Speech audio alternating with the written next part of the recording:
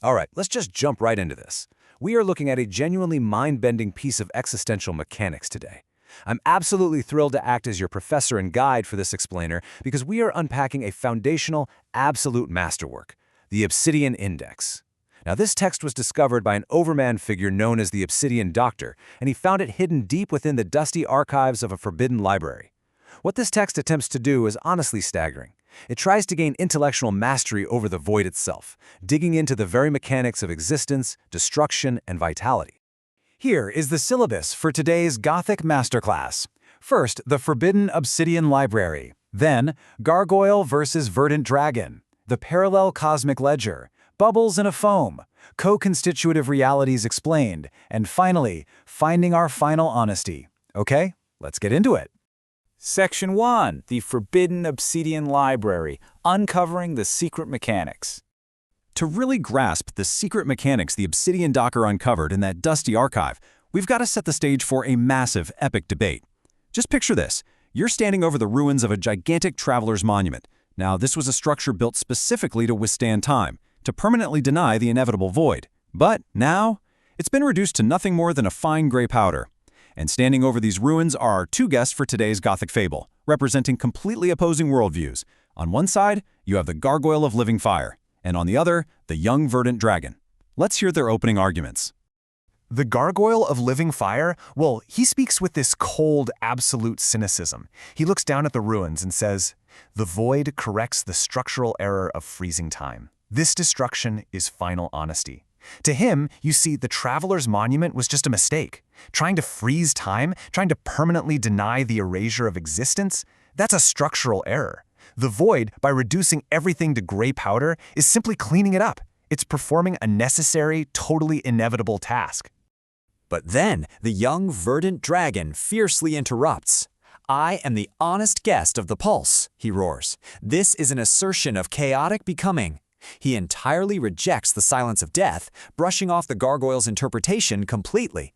Where the gargoyle sees an inevitable end, the dragon sees a vibrant, noisy stage of unstoppable potential. He represents the assertion of life that just refuses to be ignored, even right there in the shadow of destruction. Now, the Obsidian Index perfectly categorizes these warring ideologies. On the left, we have the gargoyle's side, the ink of negation. It's the void. It's that cynical, dark, inorganic erasure of things. And on the right, we have the green script of potential. This is the dragon's pulse, the chaotic, incredibly vibrant script of life and possibility. So it's ink versus script, silence versus noise. So, stepping in as the moderator of this heated debate, I have to ask the obvious question. Look at these two conceptual titans, the ink of negation and the green script of potential. They seem completely mutually exclusive, right? Must they inevitably destroy one another? Does the ink absolutely have to blot out the green script, or does the green script have to overwrite the ink? Think about that for a second. Moving on to Section 3, the Parallel Cosmic Ledger, Redefining the Conflict. If you guess that one force has to eventually destroy the other, well, the Obsidian Index is here to correct our basic human assumptions. The teachings the Obsidian Doctor discovered reveal a profound shift in perspective. These forces, they aren't actually at war. Instead of overwriting each other, the ink and the green script exist as parallel lines of a grand cosmic ledger. The gargoyle's negation and the dragon's potential are parallel realities. They're writing this ultimate record together, literally defining the boundaries of one another to create a complete holistic account of existence. Section 4. Bubbles in a Foam, the Geometry of Existence. To map the edge of nothingness, the text asks us to visualize this brilliant concept of foams. Think of the void and vitality not as two armies fighting on a battlefield, but as adjacent bubbles in a massive foam. They are two completely separate truths existing side by side, and they share a single, incredibly thin wall right at the edge of nothingness. The bubble of the ink and the bubble of the green script don't seek to pop each other. They just exist peacefully, maintaining their own spaces while sharing that absolutely crucial boundary. Section 5. Co-Constitutive Realities Explained, the Primary Lesson. Here is the intellectual climax of the text, the thesis that actually solves our debate. Co-constitutive realities. This is a state where opposing fundamental forces fundamentally rely on each other to possess any inherent meaning. Void and vitality actually construct each other. Actually, scratch that. It's more like they constitute one another.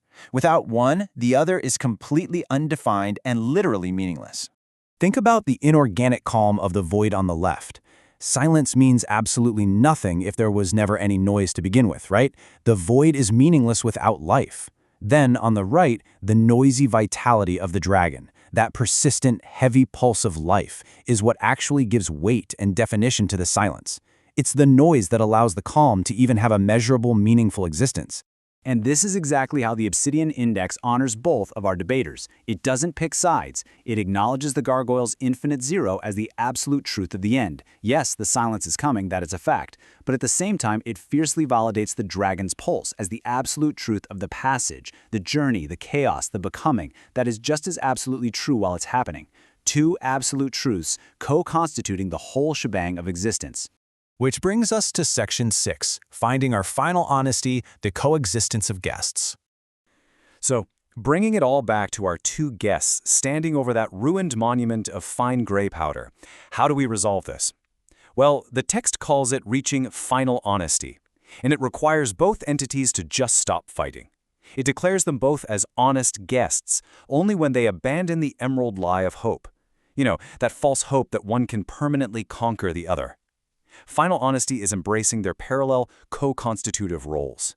It's accepting a landscape that never lies to you, a landscape where both the infinite zero and the pulse have to coexist side by side in the foam.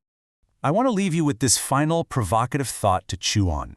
If the void and the pulse, destruction and vitality, are truly co-constitutive and one literally gives meaning to the other, can you apply this to your own life? Can you abandon the emerald lie of hoping for permanence and instead become an honest guest in your own chaotic, beautiful existence?